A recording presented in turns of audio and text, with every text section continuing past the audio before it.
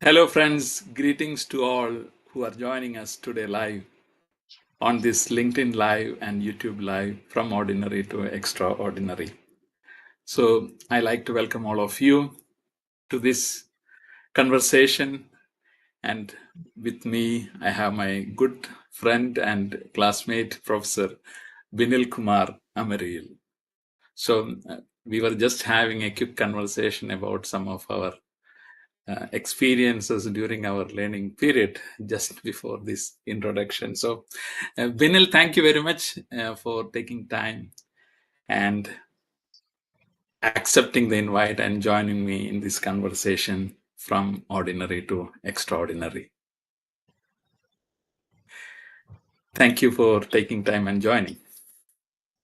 Thank you, Binil, for having me here. Thank you. So, before moving to the discussions which we have, one thing which I just like to Um, I thank all the participants who are joining live. In case you have any questions, you please share it in the LinkedIn. Now, I just like to give a quick snapshot of his experience.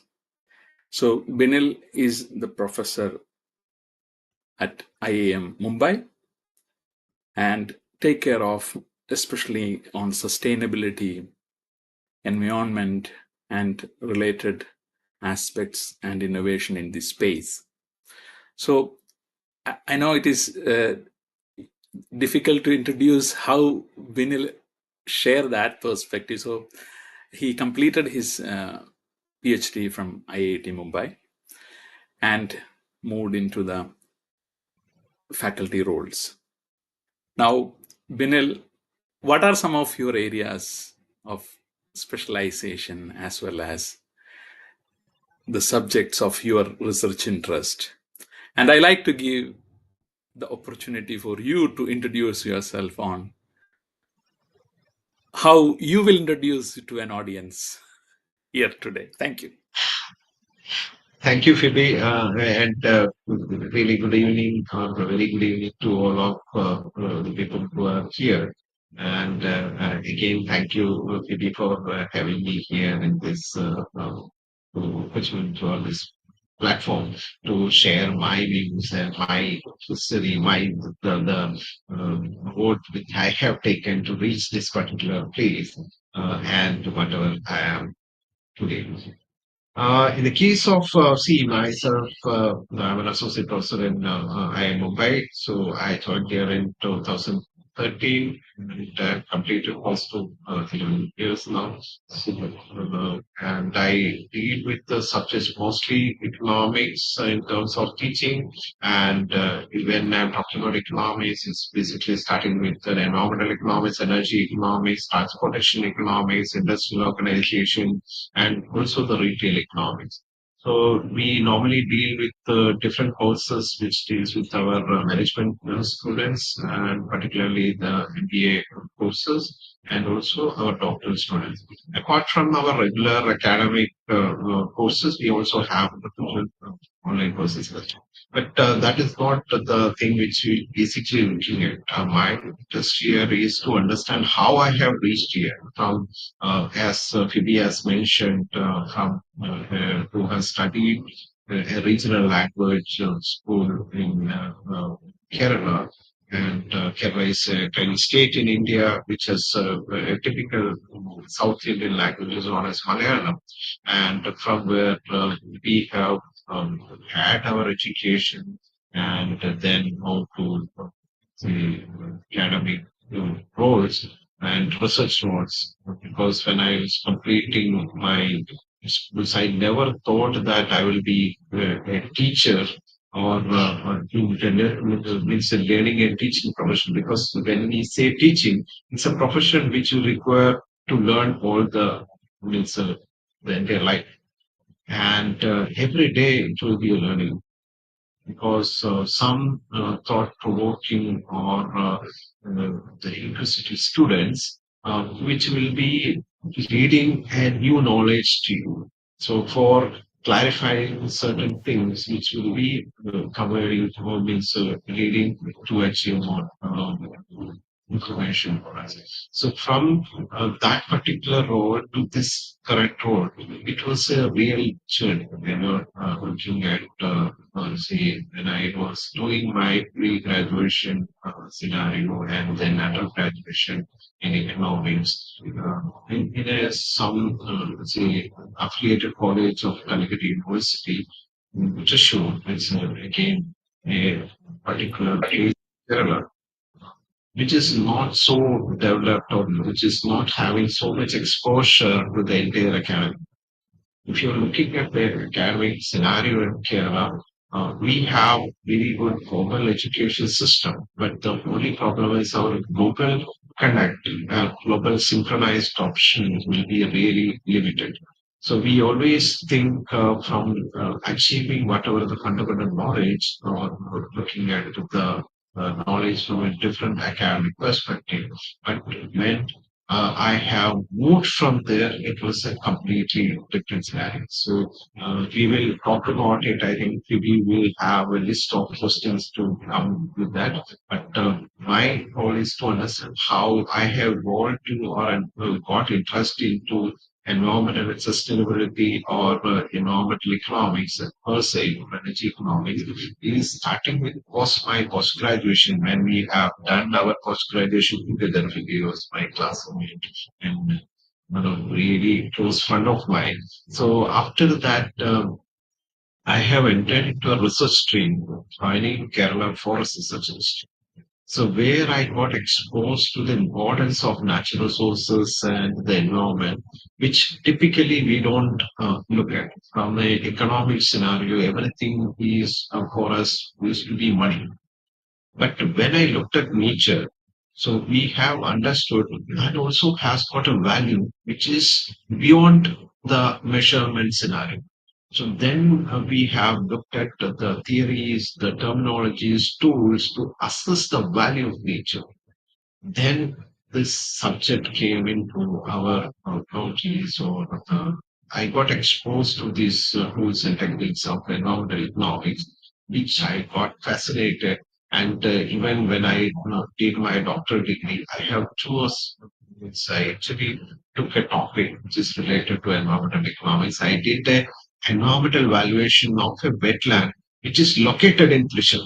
So you can imagine how the environment and my region has helped me to evolve myself to be an academic in focusing on environment. So we will continue the things with these list of questions. Yeah, thank you, Binil, for that introduction. Like, sometimes I'm just having a bit of voice aberration. I don't know whether it is a technical issue or something. So, Okay. Yeah, I am using a Bluetooth, whether it is a problem with the Bluetooth. yeah, maybe you How can am I? avoid. Can you try Okay. again? Is it audible now? Yeah, it is Right. better. Yeah, it is better now. It is better. Okay. Yeah.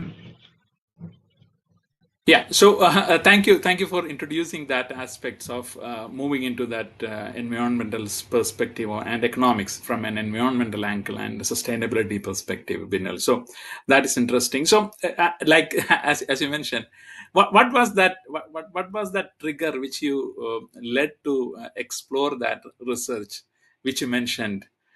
With regard to the Kerala Forest Research Institution, what is the story behind that? So again, thank you, Phoebe, for bringing that aspect. Because when I joined Forest Research Institute, forest for me till that point of time, it was a recreational place.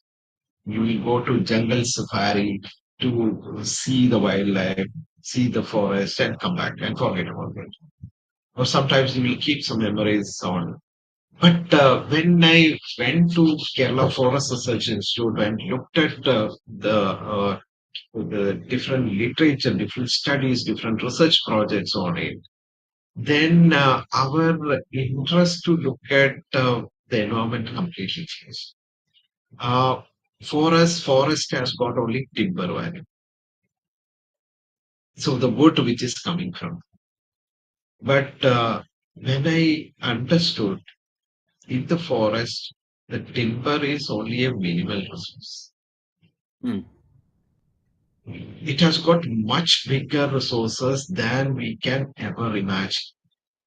We are the human societies living in harmony with the nature, or we will be able to live in a better life because we have forest intact. If you don't have any forest, then situation will be slightly different. If not in our place or in a particular place, but somewhere else the forests are intact. It's like in the case of when we listen about the stories or the issues related to Amazon forest destruction, which are considered as the lungs of the world. When you see lungs of the world, what exactly the purpose of the lungs? It basically requires oxygen. It supplies oxygen to the entire body and then emit carbon dioxide. It takes oxygen and then supplies to the body. So when we talk about the lungs, the forest being the lungs, it basically take out the whole carbon dioxide and their process of making food will give us the oxygen. So those who are staying in cities of Shanghai or Delhi will be able to understand what exactly the value of the clean air. When, if any point of time within the last 5 years, if you have infected with COVID-19, when you have felt the breathlessness, you mm, will be able to understand what exactly the value of oxygen. And if you want to understand or realize it or experience it, you have to close your mouth and nostril for some seconds. mm, So some yoga gurus basically practice the intermittent hypoxia because hypoxia will tell you how you will not be able to survive in this world without oxygen, even for say some the I think maximum time some people have to hold their breath is some 8 minutes or something, but it's required quite a lot of practice. But even if you close for 1 minute, 2 minutes, will be able to understand the value of it. And the value will be increasing progressively. Or so this is the case which I have realized when I entered into Kerala Forest Association. First time I visited, I think a wildlife sanctuary which is near to Thrissur itself, Chimbini Wildlife Sanctuary, and then BG Wildlife Sanctuary. Then when we have gone Periyar Tiger Reserve, then Wayanad Wildlife Sanctuary, the more we get acquainted with the forest, the more we get acquainted with the wetlands or the natural sources, I became so much fascinated with the topic and realized the importance of natural resources in our life, looking beyond the money numbers which we used to look at from the timber value. That's the starting point in which basically gave rise to my interest in this and all. thank you. That's interesting. From going deeper into understanding how the environmental aspects impact our regular life, and those who are not familiar, Binil was sharing about some of the wildlife sanctuaries in the southern state of Kerala, and especially around the district of Trichy. So those who are not familiar with that geography, and how he was also highlighting how it is important, as we have experienced the breathlessness during the COVID period. So thank you for bringing those perspective, Binil. Now, coming to that, so if you go back and think about some of the influences, who are some of those influences or mentors who might have shaped your thought process during that time?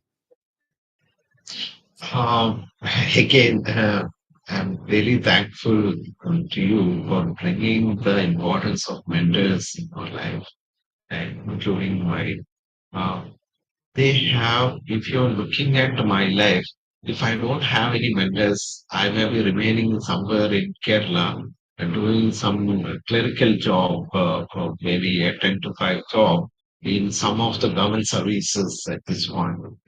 Starting with our PG, means our guru in our PG college, um, Professor Devi, who has motivated us, showed us the importance of academics and the value of dreams, and he has literally taught us how to dream big, and which has guided me and got means into me to dream big.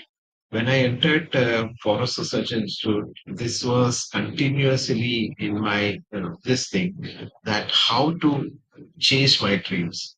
So how to make it big? Because he has given the stories of people who has evolved from nothing to so much. So he has given us some kind of an insight how to pursue that. So the when I was doing means working in Kerala Forest Research Institute. As part of the project, we also need to do some publications and some works I was doing with there is another professor, means scientist there.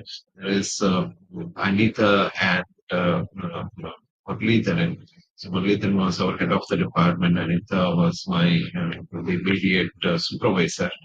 She has been really instrumental in terms of helping me, molding me to change into my the approach towards research, and how I should overcome my incapability in terms of the language ability. So this also, she has helped me. And Murali sir, who has actually guided me, motivated me to apply IIT Bombay, the Institute of Technology Bombay, to pursue my doctoral program rather than staying in Kerala. That is again something which has motivated me to look at this. Then it was so many nights of hard work to get an admission at Bombay, and I took the full scholarship. So then, when I joined IIT Bombay, again my PhD supervisor who used to handhold me with the different kind of challenges. My friends, they again.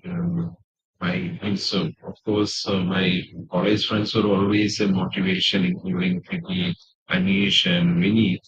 And Vinith actually came to IIT Bombay also along with me to do PhD. We both completed PhD from IIT Bombay. We had been moved to different paths in life after that. That's a different story. But yeah, during that tenure, our friends, means fellow colleagues, fellow students who are now in different IIMs or IITs. Because I remember Subhash, who is now professor in IIT Madras, and then Abhilash, who is in IIM Kozhikode, or Kumar in IIM Kozhikode. There are multiple such kind of people, Unmesh, we know both are in data and social sciences, and my juniors, Santosh, who's again IIT Madras. So there are this kind of things which I have got motivated. Along with that, during my research, the help which I received from Dr. Akin Birol from International Food Policy Research Institute in Washington, D.C., and Professor Jeff Bennett of Australian National University. They also mentored me how to move ahead in the research, and how to pursue further in the deeper way of looking at the research aspect. So this is still continuing. The list of mentors keep adding to the list. Many times it will be uh, some of our friends, sometimes it will be our supervisors, sometimes it will be our professors. and sometimes it will be produced. So I am don't name it, but starting with the my professor baby, and the list is growing. But he was the first person who has actually showed us the dream of the bigger achievements. That's the case which I would like to highlight here. Thank you, Binil. I also just went to his class in this moment, remembering Dr. A. Baby, who was the head of department at St. Thomas College, Trichy. So we were together in his class, and some of his stories are really inspiring. And this is one word which I still remember, that forget about what happened in the past. You are not living in the past; you are living ahead. So what happened in the past is not that drives you. So what happens in the future is something which you can do differently. So I think that is the theme of this ordinary to extraordinary. And I just want to also reiterate that what Binil has experienced and shared, like, so those who are outside of India who are listening, sometimes you might have heard about Indian Institute of Management and Indian Institute of Technologies, which are premier institution to get into, is really difficult. And that place of research. And now I just want to bring a bit of different questions there, Binil. Like, um, in that transition, what were some of the obstacles or limiting beliefs you might have had? And what are Oh, some of the ways in which you overcome those those thoughts? That is something which I like to know, and especially our audience. Our audience are sometimes freshers looking for work. Sometimes they are people in the mid career feeling stuck. What can I do differently? So these inspirations and stories will drive them to think differently. So if we can get one person to think differently, that is what make our conversations more meaningful and valuable. again, thank you, Bibi. Uh, so that's really something which will be giving us kind of looking back. Yeah, when I was see, this is the first I faced in Kerala Forest Research Institute itself. One of the bigger problem which I faced was my language issue. Because when you had the full education, particularly the school education in, you can say, uh, regional language, that is Malayalam, and then do our collegiate education even in English, but the lectures was not that much using English as such as a conversation.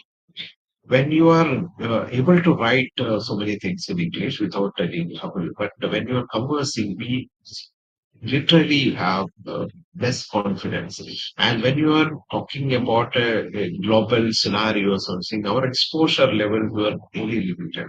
When I entered IIT Bombay, when you're dealing with say the best of the best of the country, and I always felt that I will be left out. There were scenarios, situations when we feel that no, this is not the place for me. I'm not fit to this system, and I'm not having that kind of capability to be in this system. So that is the stage which where basically we find that the exposure in terms of the level of knowledge, level of language, level of exposure, everything used to play.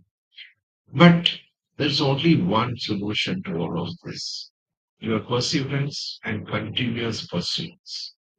When you decide, no, I'm not going to go back, I'm going to go further, I'm going to go ahead, and I'm going to work on my limitations. That's what I need. And that's the distance. So that's the case which are looking you will have this kind of language barrier, particularly when you're coming from this. And sometimes you will get carried away with the kind of the exposure which others are having, which you may find that I may not have, I will not have. I may not be, see, the right person for this thing. It may not be the right approach.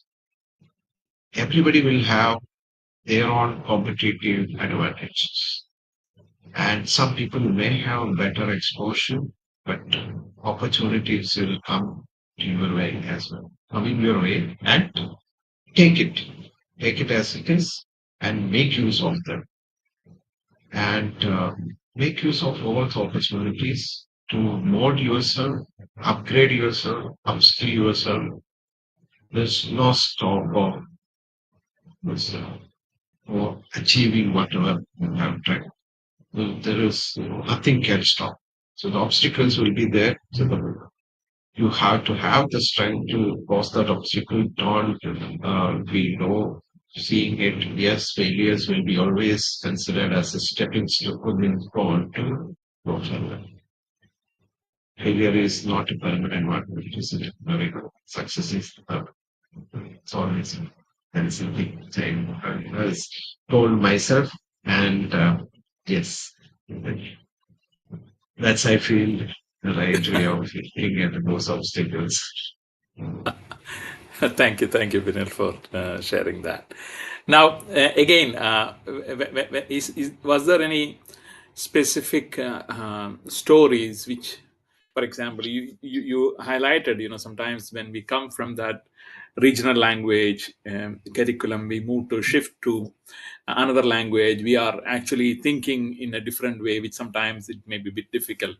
So what was, for example, like this is sometimes which we face when people are coming to UAE, which from a space where they have spoken different languages, and then they are probably moving into English. What was there any stories which might have helped you to in that challenging situations? Yes, you mentioned perseverance and these aspects. Is there anything which probably might have helped you in that? Is there any? See, if there is no a kind of means a single answer to that or a single solution for it. Each one will have a different kind of thing. So I still remember to understand the way people converse. I used to watch English movies every day, every night after my regular timing because IITs, the timing is typically we work in the night. So we normally sleep at 4 o'clock in the morning. That is a typical way of thing because we can work peacefully, particularly there was such thing when you're deeper into something, so when you continuously work, that is the thing. So every day for some time, I have made sure that some of the classic English movies or some of the which whatever the movie is, you should worry about the don't worry about the kind of movie it is, whether it is thriller, whether it is fiction, whether it is really boring, it doesn't matter. But watch something or some good documentaries, docu-series. So this has helped me to understand some of the also also the language thing. And in terms of barriers, initially I was having problem in writing email to foreign professors because the kind of methodology which I was using in my PhD program was not used in India at that point of time. So I require quite a lot of clearance in terms of the clarification on the methodology. So whatever the options which I used to have is to write to those people who has actually developed the methodology or using it in current research. So initially I was having interest as how to write to foreign professors what kind of see approach would be doing. So these things at that point of time it was a very big challenge, but many of my friends helped. So that's a hindrance. It's whether they will respond to you. This also something which I have learned how those people look at academics. Even if you have some simple doubts, the foreign academicians, they definitely help you come back. So this is what again I evolved myself. If somebody write to me, I will make sure that I reply to them the nearest possible thing, whatever the query which they have got. So this is the way which basically important me in terms of connecting with the people. That's how I am able to connect with or I could connect with the people who actually involved, developed the methodology process. Jeff Bennett in Australian National University. He literally came down to IIT Bombay one day, spent one night there, and spent the whole day explaining the methodology. This is again something really astonishing for me or surprising for me. I never expected in Tosa will come. He was en route to say, I think Sri Lanka to Australia. So in between, he stayed one day in Mumbai and stayed in the IIT campus as well, just to have interaction with me, to explain the methodology for me in PhD research. This is again something which I have understood how we can evolve ourselves as well as overcome limitations. Even if you don't have it, there are so many people in this world who are willing to help you, and we have to contact the right people. That's it. So this is also something, the exposure which I have got from IIT Bombay. If I am not in IIT Bombay, I may be still having that hindrance connecting people. That's the case. Yeah, thank you, Binil. That's another interesting aspect which you brought in. We have to reach out and ask if you need, and don't hesitate to do that. And that is an important learning which we have just heard from Binil. And now, Binil, I know we time flied off like anything. 30, we thought 30, 40 minutes, and it is already 31, 32 minutes now. So I'm just coming to uh, you have written a lot of uh, research papers in collaboration with a lot of uh, subject matter experts. So, what are some of the, for example, strategies which have helped you to uh, do that collaborative work, which is another extraordinary aspect of your research areas? And another aspect which I just want to bring in is you in the beginning you mentioned that we are all facing climate related challenges. How, especially from a people who are in the career. So I'm just mixing couple of questions together here. One is on the teamwork part with respect to collaborative research, and second is what are the potential areas of opportunities which may emerge within the environment and sustainability space? First of all, we look at the strategy of your collaboration. So any collaborative work will work properly if you are able to contribute uh, significantly to the work. And those who are collaborating with you also should be understanding the value of it. So it's basically looking at a cooperative effort. So each one will have some unique expertise with ourselves. So if you are able to blend your effort with another one's effort, which can synchronize properly, that synergy will bring out a useful, fruitful result. So that's what is the typical any kind of collaboration. That synergizing effort is very important. That's the strategy which we have to look at. And in the case of global warming or climate change, if you correctly remember those 20, 25 years back when we talked about the global warming, which is connected with the ozone layer depletion. So we told that it is an irreversible scenario. Once the ozone layer is depleted, it can never be returned. So you will have the. But the science has proven that if you the humankind, if we are ready to change ourselves, things can better. So now I think at certain days of let's say some place in Antarctica, the ozone layer depletion problem will be solved almost completely. So, which basically gives us the hope that even in the case of climate change, the carbon induced climate change, we will be able to bring a solution. And you are sitting in Middle East. So country which is basically evolved itself to be an economic power with the help of oil. So now you can see how the Middle East countries also changing themselves to be more environmental friendly. Yeah. So when I visited the last time in Dubai, I have seen so many Teslas are running in Dubai. So you can imagine how the change in perception happened. When the flood is happening in Dubai or the Saudi Arabia, so you can see that the climate is changing. We have to embrace. We can never imagine a flood in, say, Dubai or Saudi Arabia some 20 years back. So this is the change which we are able to see.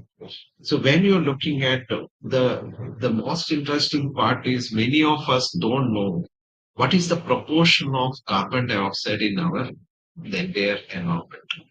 It is zero point zero 0.03.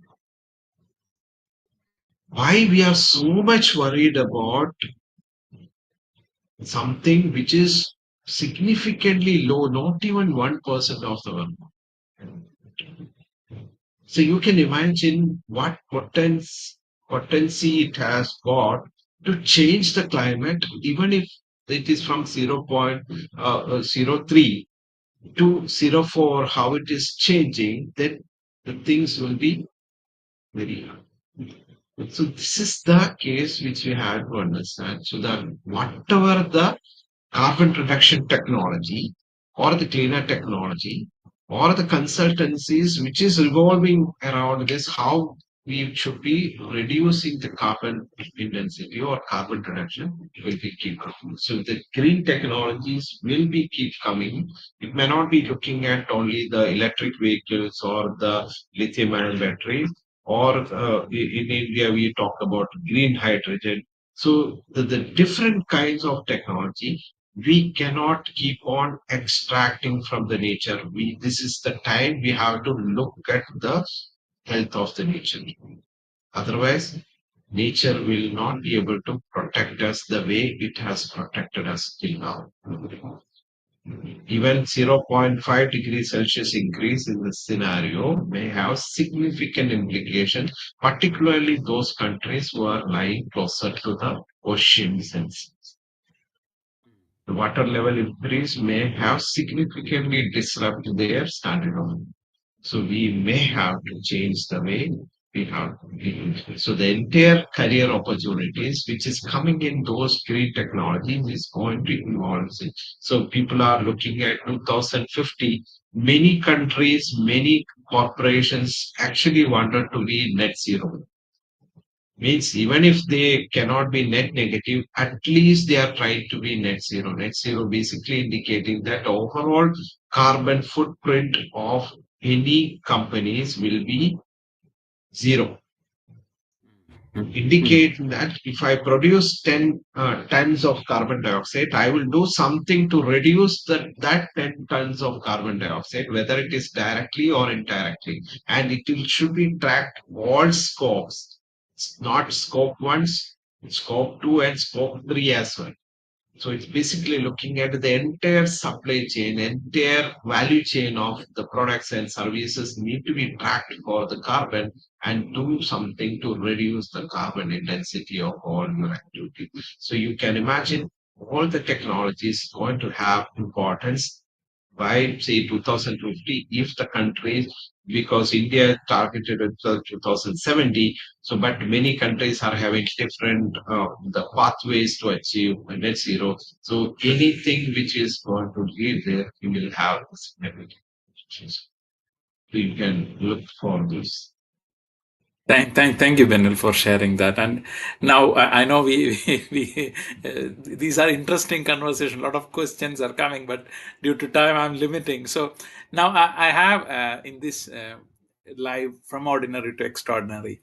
Yes, our journey is still ahead, but now at this point, looking back on your journey, what are you most proud of, and what excites you about the future?